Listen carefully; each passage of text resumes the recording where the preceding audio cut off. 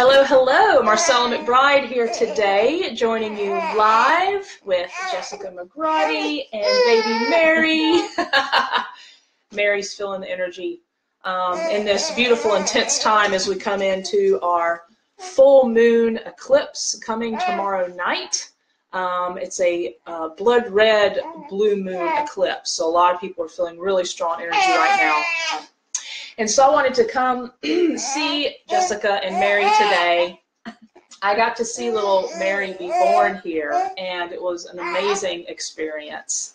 And Jessica joined me a couple of years ago on the Priestess Path, going through a 9-month initiatory process. And I wanted her to share some of her story today. It's a really beautiful, powerful story of awakening and really stepping into her power and making some big shifts in her life. And wanted to come on to share with you, as this might be inspiration for you going through big shift in your life right now, having the power and the strength and the groundedness to do so. So welcome, Jess. Hi, Marcella. Thank you so much for having me. Yeah, and baby Mary's here with us. Yeah. And little doggy's name is? Naya. Naya is here with us too, the protector dog. Yes. And so I just wanted to talk some about, you know, this is like real life right here, right? So we're just going to flow with it. We got a baby and a dog, and we'll see what's possible. And so one of the things I really wanted to talk with Jess specifically about is the way that she really stood in her power in her relationships and made some really big changes, especially when Mary came along, around setting boundaries, recreating relationship, recreating what it meant to be family. And so I would just love for you to share, and you're also sharing too on our webinar last week, about your experience of like what it really means to have self-love. Like we talk about self-love and we talk about boundaries, and how does that really show up in our lives, you know?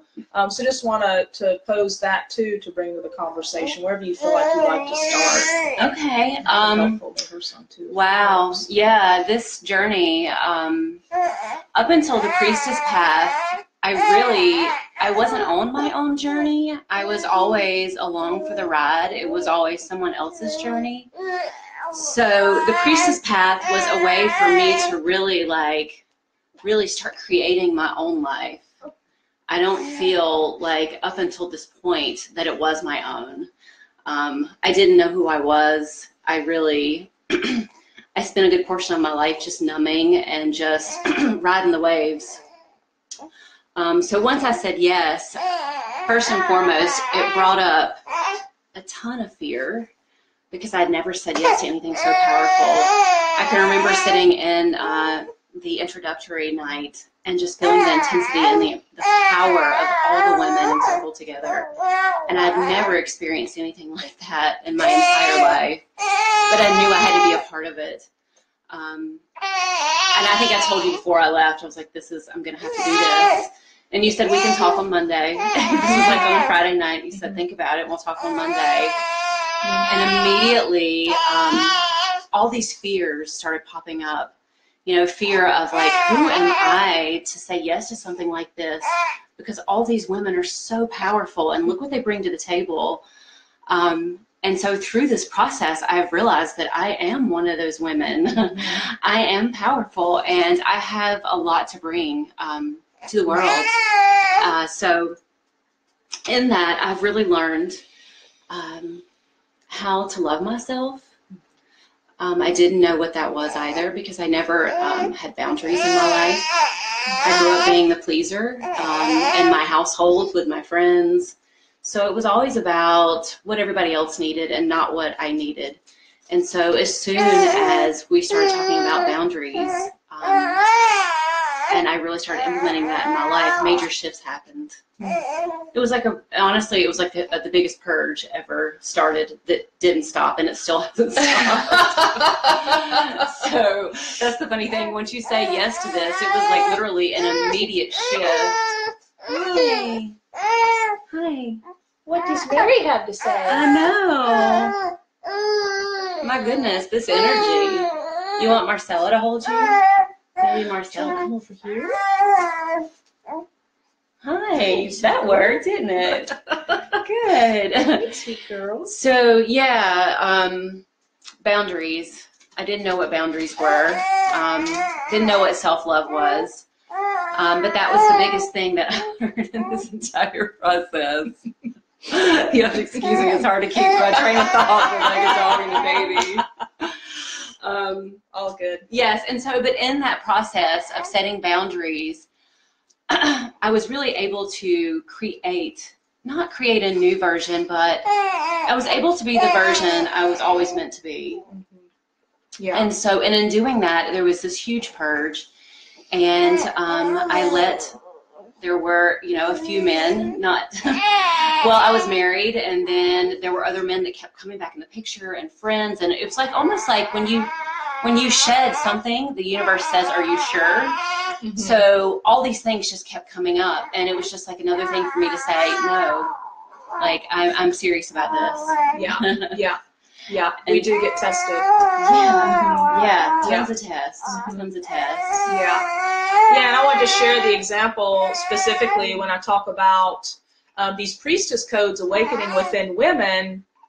It's activating, awakening these night codes within men. And so what does that mean? So I really wanted to talk about that today specifically with Jess, because it really showed up the strongest with her.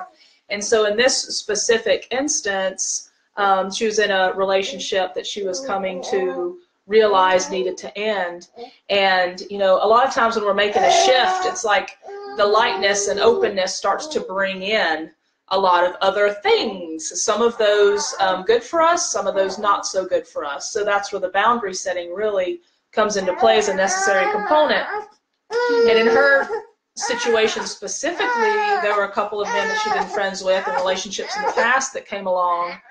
And it was like that scene of Guinevere and King Arthur, where she laid down the sword of the night codes, and some of you may have heard me say this before, laid down that sword of, here's the opportunity to do it differently. I'm going to do relationship different now, and every one of y'all need to hear this, because she wasn't really willing to take it anymore in the old way. And so her laying that sword down to the men in her life, friends and partner at the time, had them choose, and they picked the sword up, and they decided to do it differently too. So what's come out of this is this extended family now, and a new relationship with Mary's father, where he and the ex-husband have become friends, and they see, like, they love Jess and the new family so much, they're willing to do it differently. And that's another big piece of example of what's changing on the planet right now as we do things differently. Relationships changing is a huge piece of that. And so we have an opportunity to no longer fall into the old paradigm of the way we've always done it, the way our parents have done it and their parents have done it. But we're really recreating relationship and community and family in a new way. And that's part of the reason why this priestess work is so powerful, because as women in this way, we're leading this.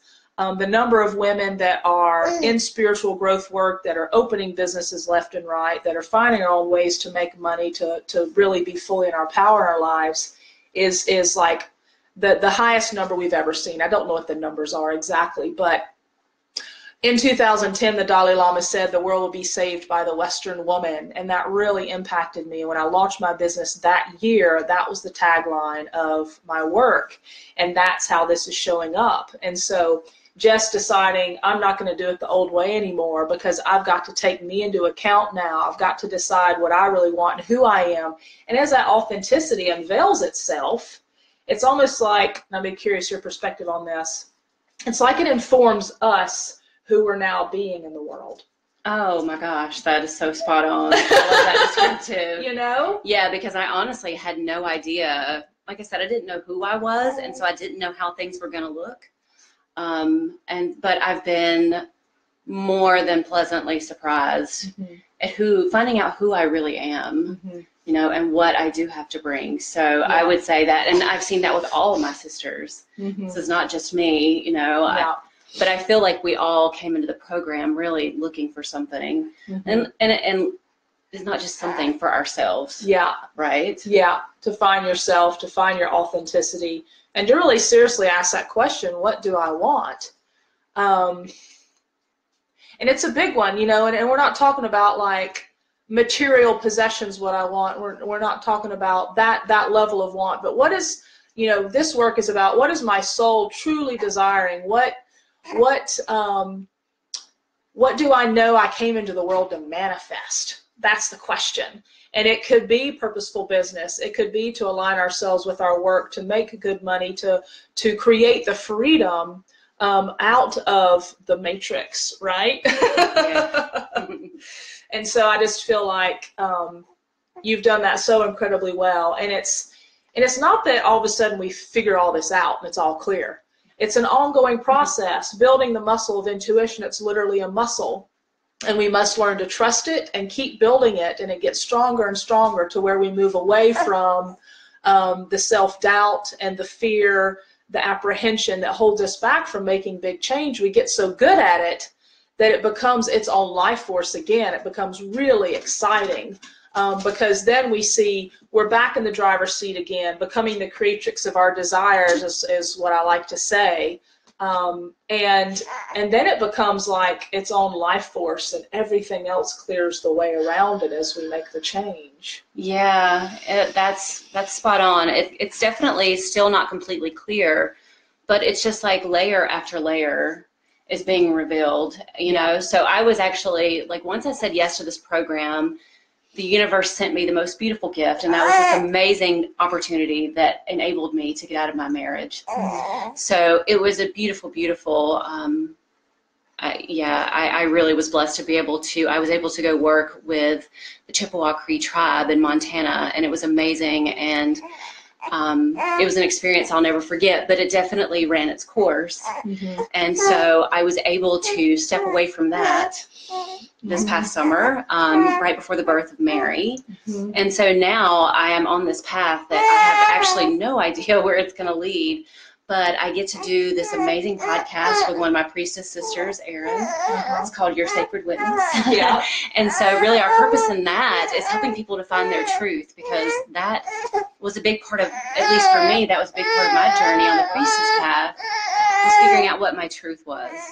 And so we want to help other women, men, whoever feels called to listen. We want to help others find that path as well. Yeah. And so, but being able to like step into this, had I not been on the priestess path, I'm not sure I would have had what I need to step into this. Yeah. And like I said, it's still unfolding. There's a lot of things that are, you know, in the works and on the way. Yeah. Will be really cool to see what it's going to look like in another 6 to 8 months. Yeah. And keep your eyes out on this one, because she's got some serious skills. They're unveiling themselves more and more. Shamanic skills, intuitive gifts, like it's all forming itself, and it forms itself when it's supposed to, right? It's not something we can force. And so it really is a great unveiling when we step into this work, and as we heal, more is revealed, right? And it's layers of an onion. So more and more peels off as we get to the next layer of our creation. There's another layer of healing that gets to happen. And so if we stay in the mystery, we keep trusting the process, we keep doing the spiritual work, the internal work, and surround ourselves with like-minded people, it continues to unveil magic and mystery. That's what this path is all about. Yes. And I, you know, this whole series has been preparation and offering to create a call out for any women that feel a call to join for this 9-week series, introductory webinar series. I'm starting tomorrow night on the blue moon, full moon, blood red eclipse. I'll be bringing in the energy of that. This will be a 9-week process for us to connect in circle, introducing the 8 pillars of the path that I teach. You can check out all the information, my links up here in the text above.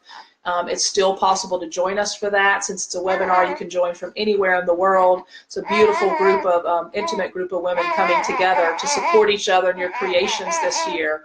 This is the rich, fertile soil of the feminine principle right here before spring equinox, when our creations are amplified even more. So we work with the natural cycles and seasons of the year. So big invitation to join us for that. Jess will be able to join us on those calls as much as she can. And as well as some of the other initiated women that will be joining us, holding the space as initiated priestesses, bringing their voice and also integrating this work to the next level. So anything else we want to say before we close today?